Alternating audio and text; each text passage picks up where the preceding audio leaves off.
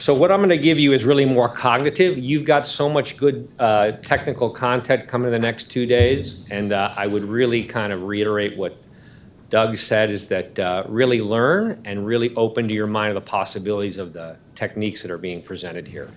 And again, that's coming from a surgeon saying that.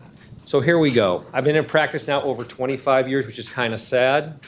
I've never performed a single epidural facet or trigger point injection, but I do use them regularly. And it does, and this is really important, it does advise a patient's candidacy for surgery, okay? And there's lots of reasons for that. It's not just a thumbs up or a thumbs down. It's actually my interaction with the interventionalist that's helping me that really helps create this. I think it's important with your patient, you're going to hear me reiterate this a couple times, why we're doing this. There's a therapeutic benefit and there's a diagnostic benefit. Patients often confuse this, okay? Why are you doing this? Are you trying to cure me? Are you putting off the inevitable? And you're going to hear again and again from me why communication really becomes important, okay? So this is data from 2019. So I don't know if you guys have ever seen, guys and gals have seen this. We do a lot of epidural injections in North America, okay? Which is why it's important. We know that it can be very effective, and I'm gonna use epidurals, not all the great stuff you're gonna learn, kind of as a template as you move forward in the future. That's a lot of epidurals. Now, part of that is spinal anesthesia, but really, if you look at that compared to hip and knee replacements, it's a 900% increase, okay? So let's just talk about epidurals just for a moment, because it's important, because we're going to go back in time probably to when many of you were in grade school, okay? Your friends at Medicare, who are going to be important to your life very soon if they're not already, they don't like when procedures grow in frequency at numbers that they don't think are sustainable. So between the decade that was the 2000s, and I want you to focus on the last kind of highlighted or bolded text, with PM&R docs, epidurals increased by 520%. I could give you different examples of cataract procedures, spinal fusion procedures. When there's trajectory of growth that looks geometric, Medicare says, wait, if it continues to grow like this, we're gonna bankrupt Medicare from a single procedure. So this is a point in time, again, when I was just starting my training, when these were scrutinized substantially. Are they really working? And here's an article way back in 2013 about epidural steroid injections and an evidence-based review. And the takeaways are multiple, which I'm not gonna bore you with too much, but I want you to, again, read that last line in 2013, which is bold. Basically, there's no basic guidelines, ability to use these. It's not very clear when they work and when they don't work, okay? So in April of 2014, the FDA says, wait, there's complications with this. The FDA knows that these are growing rapidly, and there's complications out there, probably due in part to how fast they're growing and probably people not being trained particularly well, okay?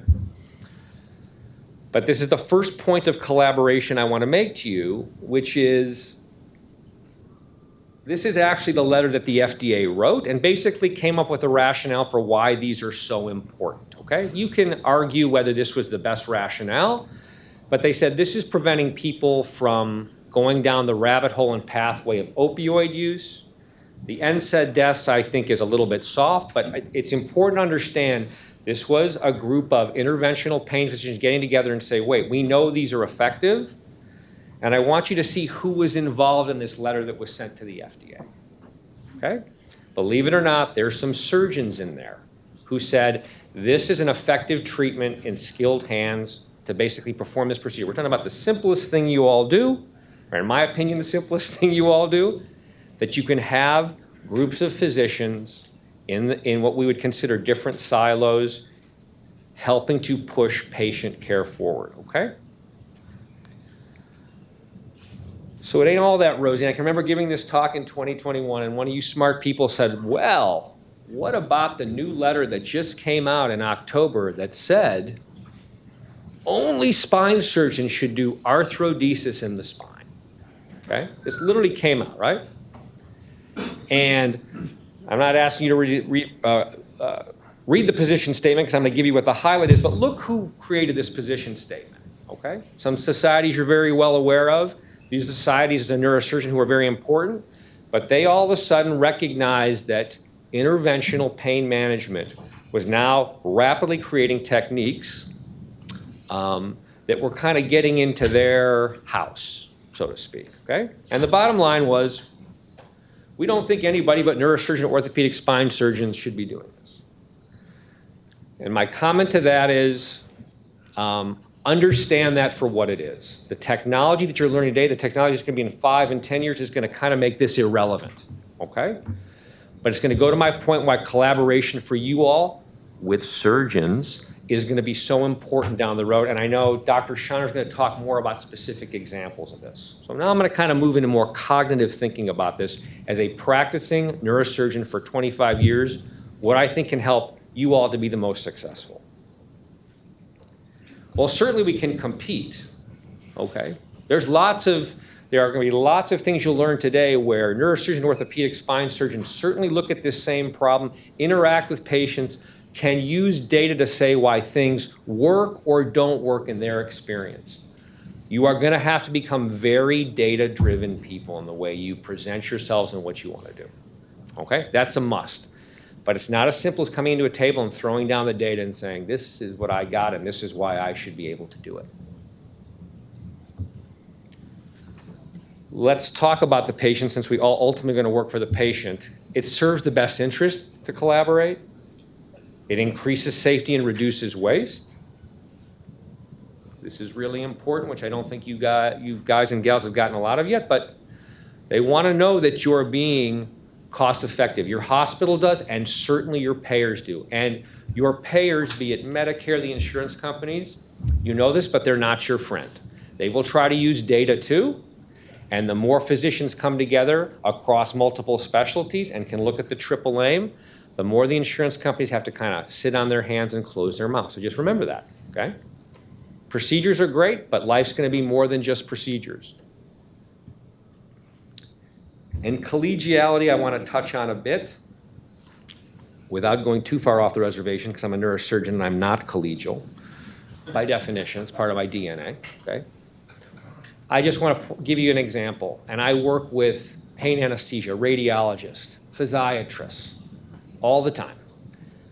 So if I've got a case and I come up to one of my colleagues and say, hey, I want to talk to you about this. I'm struggling with this because this is back pain. I want to know whether to do a lumbar fusion. It's back pain out of response to leg pain. I want you to think about these injections. And a physiatrist said to me the other day, yeah, I don't do back pain. But do you want an injection?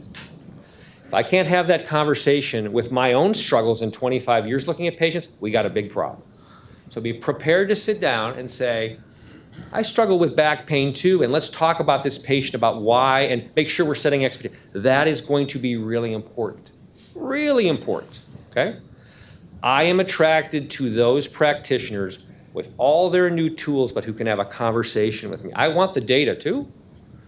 There is plenty of spinal, and I don't want to speak to hip because I'm not an expert in hip or knee. There are plenty of spinal problems to last for the next 50 years. Okay? We are not going to run out of patients. I can guarantee you. And if we don't collaborate on this, things are going to be forced on us. We have to become experts and share our knowledge with each other, okay? I want to get you ready for some of these comments since you've got, as fellows, you've gotten some of this, but patients, by the way, want to be educated too. And many patients want to come in and be as educated to you as to their problems. They've done reading, they've Googled, they've looked at their MRI, probably the report. So you have to very quickly be able to understand what a patient's idea is going to be about what you're going to do. And again, I'm just using a lumbar injection, forgetting about all the other great stuff, which is newer, okay, where there's not as much data. So trusted site, the Mayo Clinic. I tell my patients sometimes get on the Mayo Clinic website if they want information. What is the first 4 sentences of the Mayo Clinic about epidural steroid injection site? It's pretty frightening. If you look at that, they weaken spinal bones and nearby muscles, can cause insomnia, facial flushing. The risk, it increases with the number of injections you get, and in the final line it says, when injected near irritated nerves, the drugs may temporarily help relieve pain. Nora, why did you send me to have this done? Are you just trying to delay the inevitable, right? So again, be thinking comprehensively about the way you're going to take care of patients, okay? Important. I've got my own problems with surgery, okay? Everybody's an expert in spine surgery. Everybody has a neighbor who's had spine surgery that went terribly wrong, okay? If you have a great operation, did well, you don't go around telling your neighbors, I had great surgery a year ago. People don't like to talk about disease, by the way, unless they're really in bad shape, okay? So I've been doing this for a long time. I think I do a pretty good job. I've got patients who I think are happy, but by the way, not everything goes great, and as surgeons like to say, you're only as great as your last disaster. A little bit more cognitive, the 3 E's. You still got to examine patients. You can't rely on the EMR. There's things you're going to rely on the EMR for. You got to really take a look at your patient, okay? Really understand what the patient wants to get out of your procedure. You've got data at your disposal to use to help them, but data deals with populations, not with individuals, right? We're doing this to help you. About 80% get very good relief. Because you didn't get relief doesn't mean you have a low pain tolerance. It doesn't mean something went wrong during the procedure. It is the nature of taking care of patients that it can be a perfect procedure, right? And patient really didn't get relief, not because it's your fault or the patient's fault. But you got to set expectations in the right place, okay? Truly. What is the patient really trying to get out of this in terms of quality of life? When I talk to my patients about surgery, I say the number one goal here is to get you standing and walking without pain. It is not about playing 3 sets of pickleball 3 times a week. If you get there, that's great, but if you do that, there is more surgery if you live long enough and you do that. So again, I'm not telling you to get too much in your patient's head. Do understand what their goals are and what you think you can achieve. If you can't walk to get to the bathroom and meals, that's a real problem from a quality of life. And you've got to set that expectation in the right place, okay? Really important too, and you're going to get this also. I put MRI is not a prognostic tool. This would be true of x-rays, CT scans. Doc, what does the MRI tell you about what things are going to be like next week, next year? Because I really don't want any procedure done at all. But can you just tell me, can I get another 6 months out of this? Another year? Now, I've read the MRI, and you've got MRIs from 2020 and 2023. Right? Pain is physiologic more than it's structural. And our scans are highly structural. Even if we look at EMG's nerve conduction, okay? And if you're a spine surgeon and you actually treat this and you see this, you realize that the structure, which can look very similar, there is physiology even there at surgery that you see is different, right? Which is why the term severe narrowing freaks people out. Severe degeneration. Is there anything severe that's healthy? Be ready to deal with the word severe. Severe loss of cartilage. Severe, severe, severe, severe. 2 patients, exact MRI. Totally different in terms of how much is impacted. Some debilitating. Some no pain at all. It's just they can't really walk. Get your head around what makes this job actually interesting, okay? If every MRI gave you the exact answer, the robots are ready to take over, team, okay? And they're knocking at the door anyway, okay? So let's just kind of end this. I'm going to leave a little time for discussion or questions, okay? In your real life that's coming, you're going to have to decide whether to stay in a silo that feels pretty good or kind of put yourselves out there to sit at the table. We're having a meeting to talk about spine care at St. Mary's Hospital. Do you want to go? You go. Okay? You go. You come with data and right? You'd never be told, this is not the right table for you to be at. And you got the hairy orthopedic surgeon and the nerdy neurosurgeon saying, right? You have to get involved. It's important, okay, to do this. And I'm just telling you, this is going to be the future to it. Now, there are going to be people who physicians that don't sort of have this philosophy. You got to keep fighting the good fight with that. It's really important, okay? I want you to also think about being smart about data that you're going to have. There's talking with the patient. There's an electronic medical record. I can tell you that I try to ignore everything but text on my phone, but getting into that, calling up a surgeon, calling up another practitioner and saying, I just want to talk briefly, will you look at this MRI, is really, really important. It can feel not important. It can feel like it's time consuming. It breaks down barriers and silos for many, many people. Not everybody, but many, many people, okay? And as I said before, there is plenty of spinal problems to take care of to last a long, long time. I'm not worried about that, okay? And when I see some of the great stuff, it's mind-blowing to me. But I want you to keep in 1991, someone said, oh yeah, that interventional radiologist is going to put coils in that aneurysm in the brain. We're like, sure they are. Sure they're going to put coils in that aneurysm in the brain. Standard. There's more neuroradiologists doing than there are neurosurgeons, okay? Because there was this that had to occur, okay? This is just all I really have at the end, right? Kind of what I said and reiterated. So you're going to get great technological expertise. You're even going to get more of this, I think, in a more sophisticated way from Dr. Schonert about examples of collaboration. He's kind of the king of it, okay? But really important, never more important to not just be a technician. And this can kind of suck you into being a technician. This is cool stuff, okay? And I leave you with this New Yorker cartoon. It's still my favorite.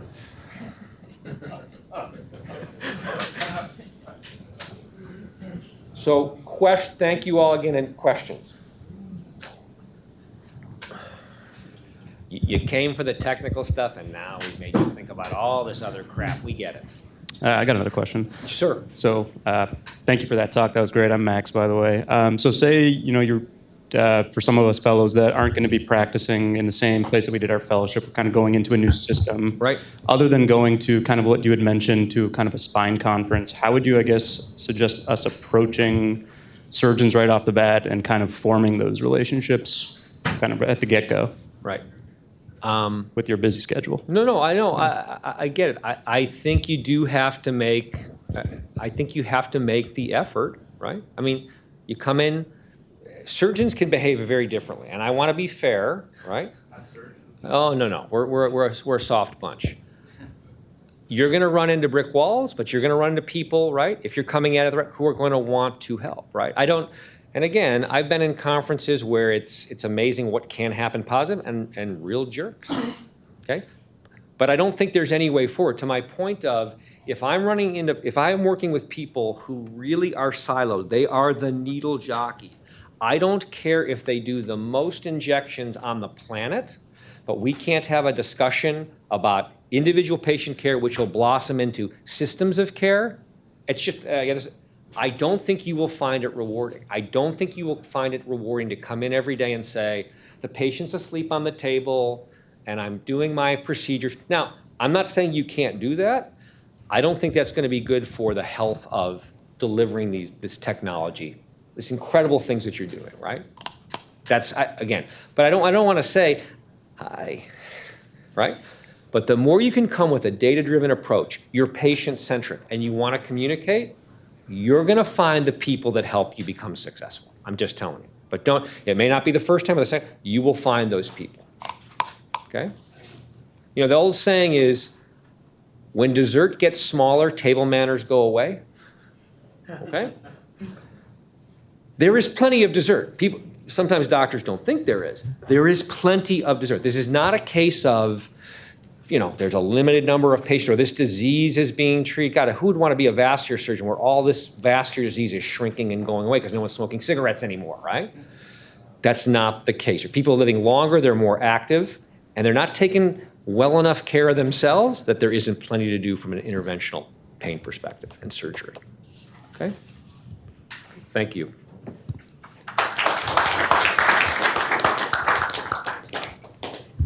Okay, next up, we're going to turn it over to Dr. Neil Schonard, who's going to moderate the live demonstration on minimally invasive lumbar decompression. So Peter, thank you. That was a wonderful talk. A way to put that in perspective is collaboration starts with the person sitting next to you here in this classroom. Because when you start collaborating one-on-one with individuals, it's then easier for that pair of individuals to become a threesome, a fivesome, a tensome, and then be comprehensive within the system. And then as you get older, you start representing your clinical expertise in front of payers, and you make changes to the course of medical care. And it all started by 2 or 3 people standing next to each other saying, we can do this. And so the people that you're working with sitting right next to you, and the people that you'll go home to and sit right next to them, they're the people to connect with first. That's your first step. That's how you'll cut your teeth. That's how you'll get your credibility in this arena.